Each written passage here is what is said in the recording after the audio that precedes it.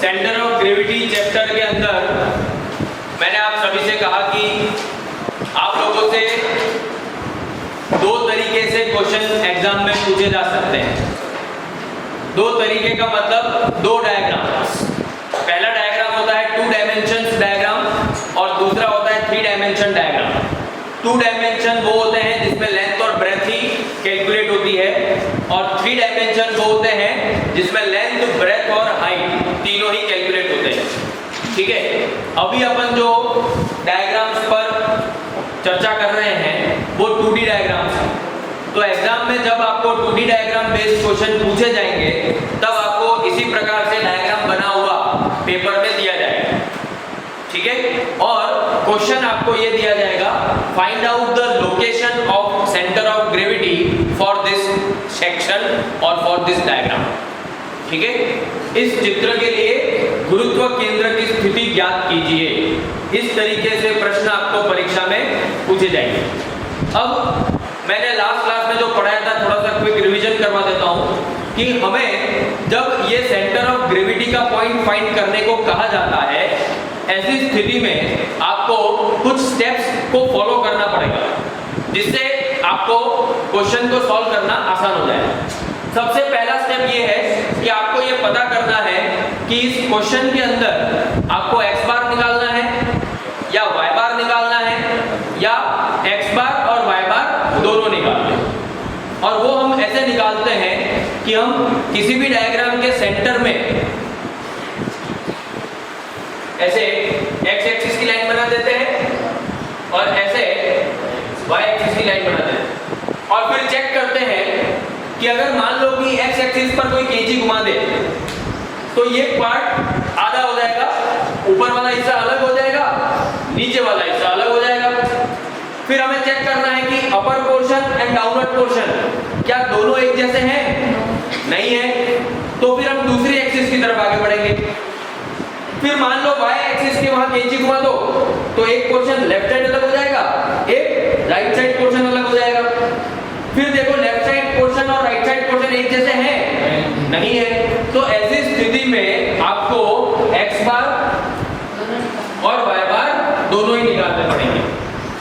क्या होता है कि जब आप कैंची घुमाते हो और कोई एक एक्सिस से दोनों ही साइड एक जैसे नजर आ जाए तो आपको केवल वही एक्सिस के लिए सेंटर ऑफ ग्रेविटी फाइंड करना है।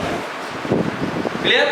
यहाँ पर कोई भी एक्सिस से एक जैसा नजर नहीं आ रहा है, इसी वजह से आपको दोनों ही एक्सिस से सेंटर ऑफ ग्रेविटी फाइंड करनी है।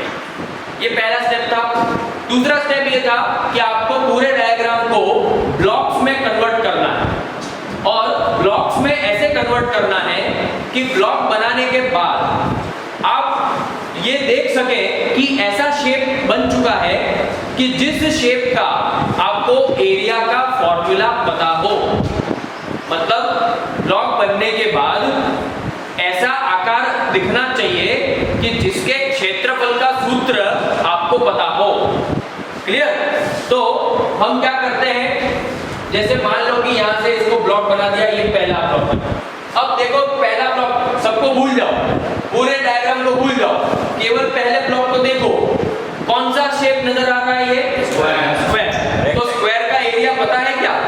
मतलब आपने ब्लॉक सही बनाया। ये चेक करना है खुद को। चेक इसलिए भी करना है क्योंकि कोई भी विद्यार्थी किसी भी प्रकार का ब्लॉक बना सकता है। मैंने ऐसा बनाया है इसका मतलब ये नहीं कि आपको भी ऐसे ही बनाना है, आप कैसा भी बना सकते हो। जैसे मान लो कि मैंने यहाँ से बंद कर दिया और ये सेकंड ब्लॉक बना दिया। अब कोई विद्यार्थी बोले नहीं सर मैं तो यहाँ से बंद कर दूंगा, ये भी रेक्टेंगल बन रहा है। तो रेक्टेंगल बन रहा है तो अच्छी बात है, लेकिन ब्लॉक ऐसे बनाओ, एक तो जिसका शेप पता हो, दूसरा शेप होने के बाद उसकी डायमेंशंस भी आपको पता लग जाए आसानी से, ताकि आप क्वेश्चन को फास्ट सॉल्व कर सकें। केवल शेप पता होने से क्या होगा? शेप पता होने से आप एरिया का फॉर्मूला तो लगा लोगे, लेकिन एरिया का फॉर्मूला जब अप्लाई करना होगा तो आपको डायमेंशन डालने पड़ेंगे ना। तो आपको ये भी साथ साथ ध्यान रखना होगा कि आपको डायमेंशंस भी इजीली मिल जाएंगे क्या? अगर मिल जाएंगे तो आपने ब्लॉक सही बनाया है। अब जैसे मान लो मैं यहाँ से बंद कर रहा हूँ, ये थर्ड ब्लॉक बन गया। कोई बोलेगा नहीं सर मैं यहां से बंद करूंगा, ये पूरा थर्ड ब्लॉक होगा, वो भी राइट है। आंसर सभी का सेम आएगा, एरिया अलग आएगा, आंसर सेम आएगा। फाइनल आंसर जब हम फॉर्मूला बनाएंगे, अभी फॉर्मूला बनाना बाकी है, जब हम ये सारी वैल्यूज फॉर्मूला में रखकर x बार और y बार का आंसर निकालेंगे, वो सभी विद्यार्थियों का सेम आंसर आएगा। तो ये कंफ्यूज मत होइएगा कि मेरे को ऐसे बनाना था, सर ने यहां से बंद कर दिया। आप ऐसे भी कर सकते हो, आपको जैसे ठीक लगे, आपको जैसे डायमेंशंस आसानी से पता लग सकते हो, उस प्रकार से आप ब्लॉक बना सकते हैं। तो दो चीजों का ध्यान रखना है ब्लॉक बनाते हुए। पहला चीज ये कि आपको उसका आकार पता होना चाहिए, मतलब आप एरिया का फॉर्मूला निकाल सको। दूसरा, उस ब्लॉक के डायमेंशंस आसानी से पता लग जाए। डायमेंशन का मतलब लंबाई चौड़ाई सब आपको पता लग जाए, ठीक है। तो मैंने तो यहीं से बंद करूंगा मैं तो थर्ड ब्लॉक, और ये तो मैंने सेकंड स्टेप भी बता दिया आपको, वापस रिवाइज करवा दिया कि पूरे डायग्राम को ब्लॉक्स में कन्वर्ट कर दो, और ब्लॉक्स ऐसे बनाने हैं कि जिसके आकार आपको पता हो और उस आकार के क्षेत्रफल का सूत्र भी आपको पता हो, आप एरिया निकाल सको, क्योंकि आपको एरिया निकालना है उन ब्लॉक्स का। यहां तक सभी को समझ में आ गया था। अब थर्ड स्टेप की तरफ आगे बढ़ते हैं। अब आपने जब यहाँ पर x बार और y बार लिख ही रखा है, तो अब आपको क्या करना है, जितने भी ब्लॉक्स बनाए हैं उसके आधार पर एक फॉर्मूला खुद ही को बनाना है, और वो फॉर्मूला बहुत सरल है। एक बार आप देखोगे आपको आ जाएगा। फॉर्मूला बनता है x1 a1 plus x2 a2 plus x3 a3 plus x4 a4 upon a1 plus a2 plus a3 plus a4। समझ में आ रहा है? yes. अब मान लो कि यहाँ पर 3 ब्लॉक ही बनते, इस क्वेश्चन में मान लो 3 ब्लॉक ही बनते, तो मेरा फॉर्मूला केवल x3 a3 और नीचे a3 तक ही बनता। अब मान लो कोई ऐसा डायग्राम आ जाए जिसमें 2 ही ब्लॉक बनेंगे, तो फॉर्मूला क्या होगा बताओ? x1 a1 plus x2 a2 upon a1 plus a2। बस जितने ब्लॉक बनते हैं उसके आधार पर सूत्र आपको खुद को बनाना है, ठीक है। तो y बार का फॉर्मूला आप में से कोई बता सकता है मुझे? बताओ भाई अमन। y1 a1 plus y2 a2 plus y3 y4 a4 plus y4 a4। चुप क्यों? सही सब बोल रहे अच्छा सब बोल रहे हो, चलो नीचे। a1 plus a2 plus a3 plus a4। समझ में आ रहा है? बैठो। तो आपके लिए अब फॉर्मूला बनाना सरल हो गया। अब फॉर्मूला के अंदर आप देखो ये सारी वैल्यूज रखोगे, तब जाकर x बार और y बार का आंसर मिलेगा। तो हमें अब देखना है कि इस फॉर्मूला में हमारे पास कौन कौन सी वैल्यू आसानी से मिल जाएगी। तो देखो, जैसे मान लो कि मैं a1 निकालता हूं, तो बताओ a1 का मतलब क्या होता है? Area of first block. a1 का मतलब क्या होता है? Area of first block. तो क्या डायग्राम को देखते हुए आप एरिया ऑफ फर्स्ट ब्लॉक निकाल सकते हैं? क्या होगा बताओ? 400। Very good. Centimetre square, unit मत भूलिएगा, यूनिट स्क्वायर होता है। जो भी यूनिट दे रखी हो एग्जाम में, अगर mm दे रखा हो तो mm स्क्वायर बोलना है, क्लियर? तो 400 mm स्क्वायर आपका आंसर आया a1 का। तो जहां पर भी a1 लिखा हुआ है फॉर्मूला में, सब जगह पर 400 आपको लिख देना। यहाँ पर 400, यहाँ 400, यहाँ 400, यहाँ। समझ में आ रहा है? तो इस तरीके से आप ध्यान से देखोगे, a1 a2 a3 a4 ऊपर भी नीचे भी, यहाँ ऊपर भी यहाँ नीचे, सब जगह पर इन चारों वैल्यूज एरिया की मिल जाएगी। निकाल लोगे आसानी से a1 a2 a3 और a4, और वो सारी वैल्यूज जहां जहां पर भी आपको नजर आ रही है वहां पर पुट कर। जैसे a1 जहां पर भी नजर आ रहा है सब जगह 400 ही लिखना है। यहाँ भी 400, यहाँ भी 400, यहाँ भी 400, यहाँ भी 400, ऐसे। तो जब आप a1 a2 a3 a4 ये चारों ही वैल्यूज फाइंड कर लोगे और फॉर्मूला में रख दोगे, तो अब हमारे फॉर्मूला में कितनी वैल्यूज बची? x1 x2 x3 x4 y1 y3 y4, 8 values बची। अगर हमें आंसर लाना है तो अब हमारे को 8 वैल्यूज निकालनी। अब ये भी फोर्थ स्टेप में चलेंगे, ये थर्ड स्टेप था, ये स्टेप नंबर 3 था। मैं वापस रिपीट करता हूं सभी के लिए, ये स्टेप्स आपको परीक्षा में नहीं लिखने हैं, ये कोई एग्जाम की थ्योरी नहीं है, ये एग्जाम में लिखने वाली कोई थ्योरी नहीं है। ये स्टेप्स केवल इन सवालों को सरल बनाने के लिए मैंने मेरे लेवल पर बनाए हैं।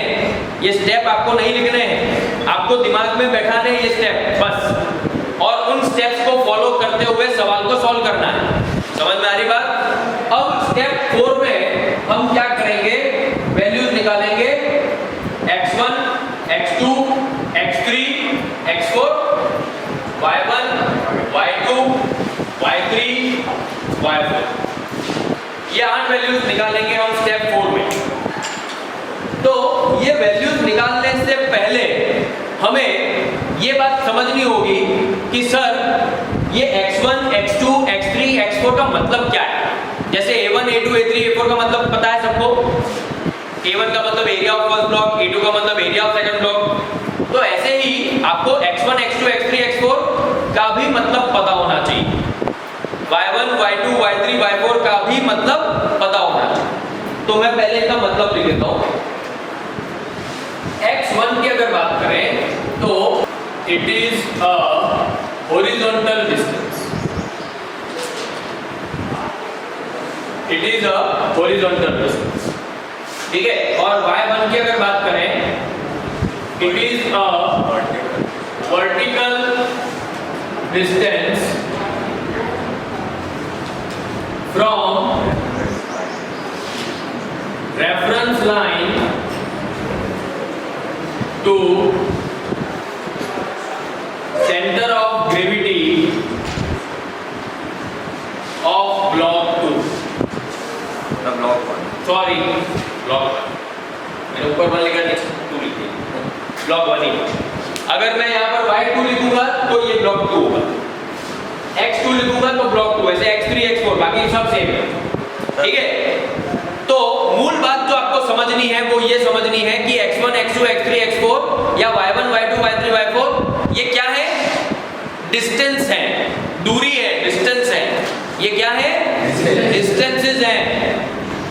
कहां से डिस्टेंस है? अब डिस्टेंस जो भी होता है, आपको कभी भी डिस्टेंस फाइंड करना होता है तो आपको 2 पॉइंट पता होने चाहिए, उनके बीच की तो डिस्टेंस आप निकाल पाओगे भाई। डिस्टेंस जब भी निकालनी होगी तो क्या करना होता है, 2 पॉइंट के बीच में तो आपको 2 पॉइंट बताने होंगे कि यहां से लेकर यहां तक की डिस्टेंस फाइंड करनी है। तो अगर मैं कहता हूं कि ये डिस्टेंस है तो कहां से कहां तक की डिस्टेंस होगी, तो ये डिस्टेंस होगी रेफरेंस लाइन से लेकर उस ब्लॉक के सेंटर ऑफ ग्रेविटी तक की, रेफरेंस लाइन से उस ब्लॉक के सेंटर ऑफ ग्रेविटी तक की डिस्टेंस।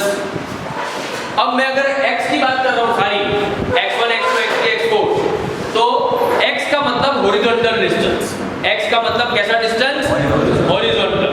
और अगर मैं y की बात कर रहा हूं, y1, y2, y3, y4, तो वर्टिकल डिस्टेंस, ऐसी वर्टिकल डिस्टेंस। समझ में आ रही बात? अब रेफरेंस लाइन कौन सी लेनी है पहले ये समझना होगा। तो आप सभी ने 10वीं कक्षा तक ग्राफ बनाना सीखा ही होगा। उस ग्राफ के अंदर आपने देखा होगा कि ऐसी लाइन बनती, ये y वाली और ये x वाली, ठीक है। और फिर मान लो कोई एक पॉइंट प्लॉट करना है, तो कैसे करते थे कि x से मान लो 5 पर है तो यहां से आप चले यहां पर, और y से मान लो 3 पर है तो यहां से चले यहां पर, और एक पॉइंट प्लॉट हो गया। समझ में आ रही बात? ऐसे करते थे। तो उसी तरह से अपने को भी सेंटर ऑफ ग्रेविटी का पॉइंट प्लॉट करना है, प्लॉट करना है। सेंटर ऑफ ग्रेविटी का पॉइंट प्लॉट करना है कि ये रेफरेंस लाइन है, ये रेफरेंस लाइन है और ये भी रेफरेंस लाइन है। तो x और y जो एक्सिस मैंने बनाई है वो रेफरेंस लाइन होती है। तो आपको इस डायग्राम के अंदर ठीक ग्राफ पेपर की तरह ही एक रेफरेंस लाइन बनानी पड़ती। तो ग्राफ के अंदर जैसे आपने देखा होगा कि सबसे लेफ्ट हैंड साइड वाली वर्टिकल लाइन एक रेफरेंस लाइन होगी और ग्राफ के अंदर सबसे बॉटम मोस्ट लाइन, सबसे नीचे वाली हॉरिजॉन्टल लाइन वो एक रेफरेंस लाइन होती है। ठीक है, तो आपको डायग्राम में भी सबसे left hand side vertical line जो होगी ये एक वर्टिकल लाइन, एक रेफरेंस लाइन बन जाएगी और इस डायग्राम के सबसे बॉटम मोस्ट, सबसे नीचे जो हॉरिजॉन्टल लाइन है उसको एक्सटेंड कर दो, वो एक रेफरेंस लाइन बन जाएगी। समझ में आ रही बात? दो रेफरेंस लाइन बन गई। अब ये तो क्लियर हो गया रेफरेंस लाइन। अब दूसरी पॉइंट को क्लियर करना है। दूसरा पॉइंट क्या कह रहा है अपने को? Centre of gravity of block 1। तो क्या होता है, हर शेप का सेंटर ऑफ ग्रेविटी का अपना अपना एक पॉइंट होता है, वो फॉर्मूला से निकालना पड़ता है। हर शेप का, हर आकार का, triangle, square, semi circle, trapezium, square, rectangle, circle, कोई सा भी शेप ले लो, हर शेप का सेंटर ऑफ ग्रेविटी फॉर्मूला की मदद से निकाला जाता है। तो यहां पर जितने भी शेप हैं वो रेक्टेंगल है या स्क्वायर है। यहां पर जितने भी शेप है वो कितने, कौन कौन से हैं? या तो रेक्टेंगल है या तो स्क्वायर है। और रेक्टेंगल और स्क्वायर का जब सेंटर ऑफ ग्रेविटी निकालना होता है तो या तो आप h/2 से निकाल लेते हैं या b/2 से निकाल लेते हैं। मतलब क्या, अगर वर्टिकल निकालना है तो h/2 से और हॉरिजॉन्टल निकालना है तो b/2 से। ठीक है, वापस मैं बताता हूं कि x के लिए अगर सेंटर ऑफ ग्रेविटी निकालना है उस ब्लॉक का तो b/2 फॉर्मूला लगेगा, और अगर y के लिए सेंटर ऑफ ग्रेविटी निकालना है मतलब y1, y2, y3, y4 निकालना है, वहां पर भी सेंटर ऑफ ग्रेविटी निकालना पड़ेगा, तो वो उसके लिए h/2 निकालना पड़ेगा। समझ में आ रही बात? तो पहले हम क्या करेंगे, ये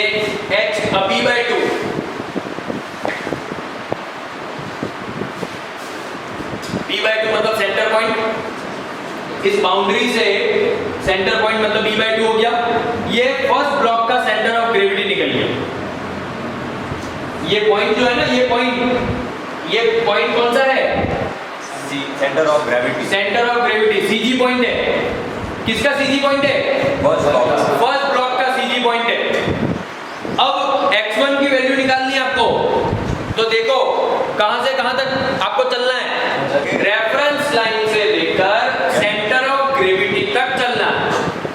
तो रेफरेंस लाइन है ये, यहां से लेकर सेंटर ऑफ ग्रेविटी तक चलना है। ये पूरी डिस्टेंस आपको क्या बताएगी? x1। ये पूरी डिस्टेंस क्या बताएगी? x1। भाई देखो x की बात थी तो हम हॉरिजॉन्टल चले, पहला काम तो ये हॉरिजॉन्टल चलने का हो गया, दूसरा काम रेफरेंस लाइन बनाने का हो गया, तीसरा CG बनाने का हो गया। अब दोनों को जोड़ने का काम बचा केवल।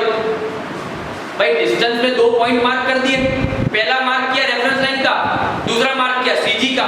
अब जब ये दोनों पॉइंट मार्क हो गए, इन दोनों के बीच में आपको डिस्टेंस निकालनी बस, अब वो x1 हो जाएगा।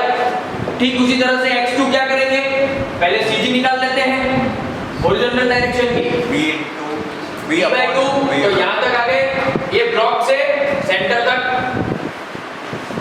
ठीक है, अब x2 जब आपको निकालना है तो CG पॉइंट ये बन गया इसका सेकंड का, तो CG पॉइंट से रेफरेंस लाइन तक। अब जब x2 निकालोगे आप तो आप देखोगे सेकंड ब्लॉक का जो एंडिंग पॉइंट है वही रेफरेंस लाइन है कि नहीं? सेकंड ब्लॉक का एंड पॉइंट यही है, रेफरेंस लाइन भी यही है, तो केवल CG निकालना है। x1 में सबसे पहले b/2, b मतलब हॉरिजॉन्टल डायरेक्शन में b/2। तो फर्स्ट ब्लॉक का पहले टोटल लेंथ निकालो, अपॉन 2 करो। टोटल लेंथ कितनी है बताओ फर्स्ट ब्लॉक की?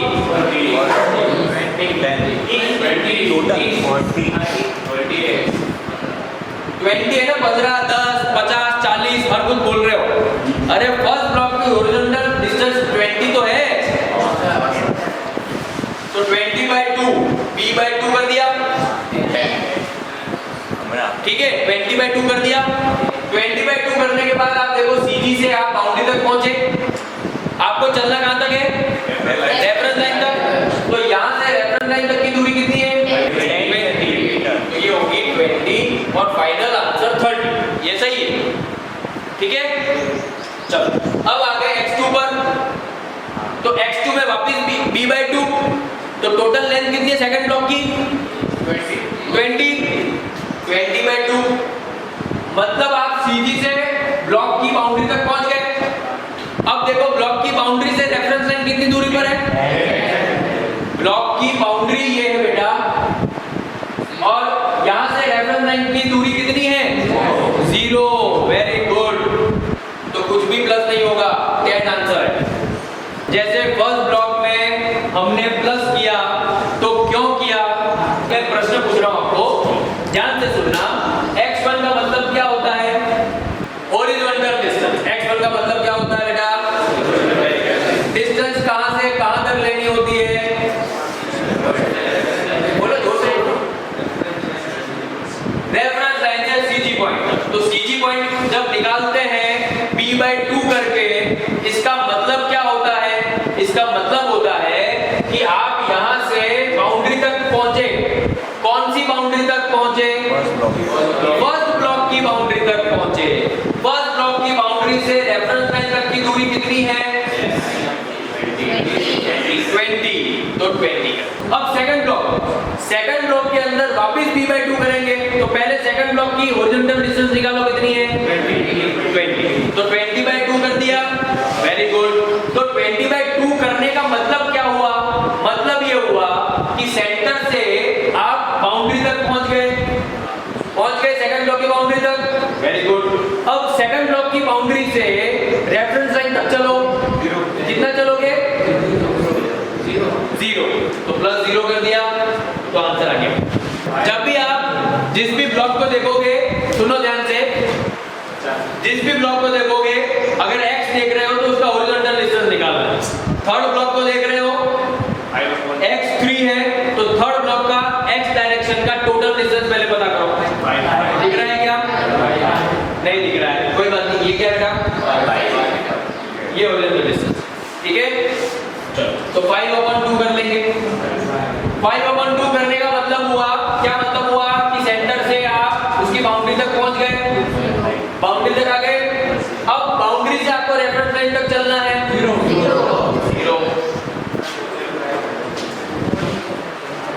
ये सब सेंटीमीटर है, ये सब सेंटीमीटर है, ठीक है। अब x4 20/2 और रेफरेंस लाइन तक चलेंगे 0। Very good. तो 10 सेंटीमीटर, सही है। समझ में आ गया? x4।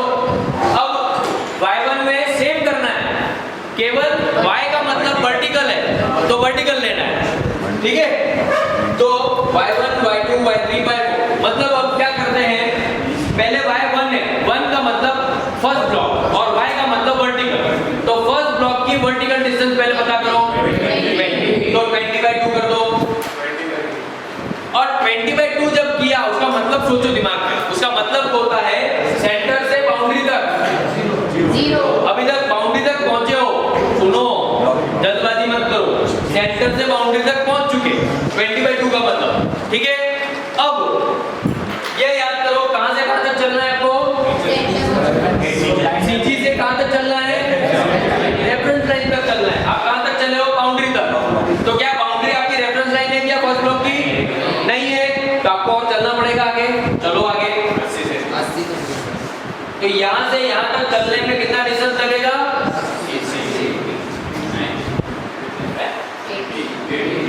भाई टोटल 100 है, टोटल 100 है, उसमें से यहां तक चल गए, तो ये 20 है।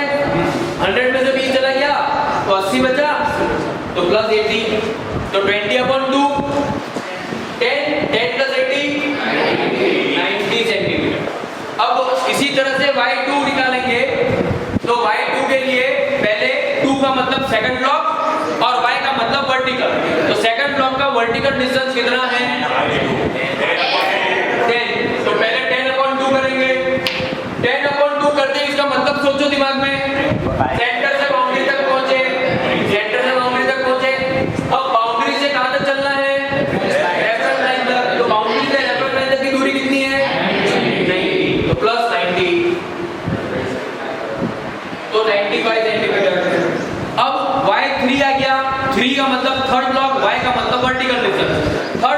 वर्टिकल डिस्टेंस कितनी है 50 50, तो 50/2 कर देंगे।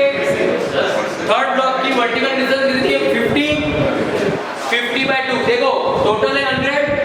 थर्ड ब्लॉक यहाँ से यहाँ तक है, तो ऊपर वाला माइनस करना पड़ेगा, नीचे वाला माइनस करना पड़ेगा। तो ये 40 है, ऊपर 10 है, 50 50 माइनस हो गया 100 में से, तो बचा कितना 50। अब 50/2 कर दो। 50/2 का मतलब क्या हुआ, सेंटर से आप कहां तक चलोगे, थर्ड ब्लॉक की बाउंड्री तक। तो थर्ड ब्लॉक की बाउंड्री ये है। अब बाउंड्री से सेक्टर लाइन कितनी दूरी पर है, 40। कितना हुआ 65 सेंटीमीटर। अब y4 का मतलब चौथा ब्लॉक, y का मतलब वर्टिकल डिस्टेंस। चौथे ब्लॉक की वर्टिकल डिस्टेंस कितनी है 40, तो 40/2। इसका मतलब क्या है, सेंटर से बाउंड्री तक ब्लॉक की। अब ब्लॉक की बाउंड्री से रेफरेंस लाइन तक चलो, 0 तो +0 20 सेंटीमीटर। आ रहा है समझ में। अब ये सारी वैल्यू जो आई है A1 A2 A3 A4 मैंने नहीं निकाली, ये मैं उम्मीद करता हूं कि आप निकाल सकते हो, खुद ही निकाल सकते हो। एरिया निकालना है सिंपल, रेक्टेंगल और स्क्वायर का L × B या साइड × साइड, ठीक है। वो निकाल लो एरिया का values, x1 x2 x3 x4 y1 y2 y2 y3 y4 सब निकला हुआ है। इस फॉर्मूला में वैल्यूज रखो और कैलकुलेटर से वैल्यूज सॉल्व करो और x बार और y बार का आंसर निकालो। कर सकते हो आप लोग सभी, तो अभी करके मुझे बताओ।